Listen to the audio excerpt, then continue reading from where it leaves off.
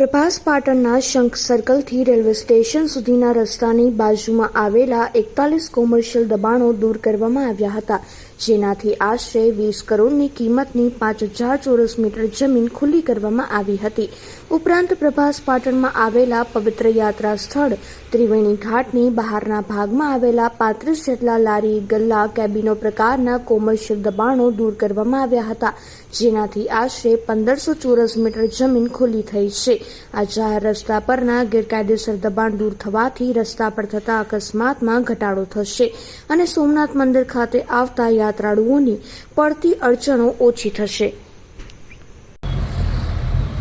આજે પ્રભાસ પાટણ એટલે કે સોમનાથ વિસ્તારની અંદર શંખ સર્કલ આપણો જે ઓળખાય છે વિસ્તાર, જ્યાંથી પવિત્ર સોમનાથ મંદિર તરફ યાત્રિકોનો પ્રવાહ આવતો હોય છે, એ સર્કલ પર દબાણ હટાવ ઝુંબેશ કરેલી છે.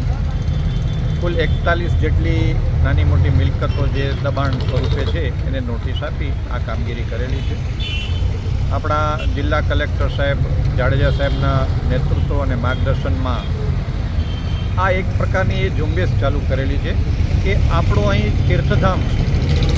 આપણી ઓળખ એ વૈશ્વિક પ્રવાસીઓ યાત્રિકોની છે.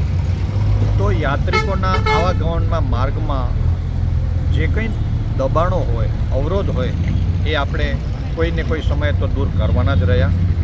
યાત્રિકો પ્રવાસીઓ આવે અને જતી વખતે એને સંતોષ થાય કે અમને અહીં ખૂબ મજા પડી, ખૂબ સારી સગવડ છે, કોઈ અવરોધ નથી, તો જ આપણી કામગીરી સાર્થક ગણાય. અને સાહેબના માર્ગદર્શન હેઠળ આ મધ્યવર્તી વિચારને આગળ વધારી રહ્યા છીએ. આવનારા દિવસોમાં આપણે આ જ પ્રકારની કામગીરી તીર્થધામની અંદર અન્યત્ર પણ કરીશું.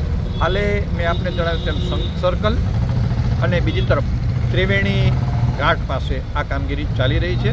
બધા લોકો ખૂબ સહકાર આપે છે અને એ રીતે આપણે અંતિમ આપણો ધ્યેય જે છે કે યાત્રિકો પ્રવાસીઓની સુખ સુવિધા સુચારુ રૂપથી ચાલે અને એમને જતા વખત અહીં આહલાદક અનુભવ થાય કે ભાઈ અમને અહીં ખૂબ મજા પડી, ખૂબ સરસ દર્શન પણ કર્યા, સુવિધા પણ સારી છે, બીજી વાર આવવાનું મન થાય. બસ આ કેન્દ્રીય વિચારને આગળ વધારી રહ્યા છીએ અને એ અનુસાર અમે કામગીરી કરી રહ્યા છીએ. અમે શનિવારથી આ ઝુંબેશ ચાલુ કરી ત્યારે આપણે શહેરના ટાવર ચોકથી બજાજના શોરૂમ સુધી, જેમ આપણો સૌથી વ્યસ્ત માર્ગ છે, એની બંને તરફના લારી 150 જેટલા લારી, ગલ્લા, કેબિન, મંડપ અનેકવિધ સ્વરૂપના દબાણો હતા એ ખસેડ્યા. કારણ કે એને કારણે રસ્તા પર ખૂબ ટ્રાફિક થતો હતો, વાહન વ્યવહાર ખોરવાઈ જતો હતો અને પરિણામે ક્યારેક નાના મોટા અકસ્માતોને કારણે નાગરિકોને જાન પણ જોખમમાં મુકાતા હતા. તો આ બાબતને ધ્યાનમાં રાખી અને એ રસ્તો આપણે ક્લિયર કર્યો છે. પણ આપણો સંપૂર્ણ ઉદ્દેશ એવો છે કે આ 7 કિલોમીટરનો જે શહેરની ઓળખ સમાન રોડ છે, જે જાહેર માર્ગ છે, એ કાયમ માટે ખુલ્લો રહે, યાત્રિકો, નાગરિકો સુચારુથી આવાગમન કરી શકે. તો સલામતી, સુરક્ષા બધા બાબતો આપણી સચવાશે. એ આપણે 150 દબાણો દૂર કર્યા. એ વધારે દબાણો આ ટાવરથી કે મોરીઓ અને રેયોન સુધી હતા. હજુ પણ દબાણો છે, પણ એની લંબાઈ એટલે કે લેન્થ વધારે છે કિલોમીટરમાં, પણ દબાણોની સંખ્યા સીમિત છે.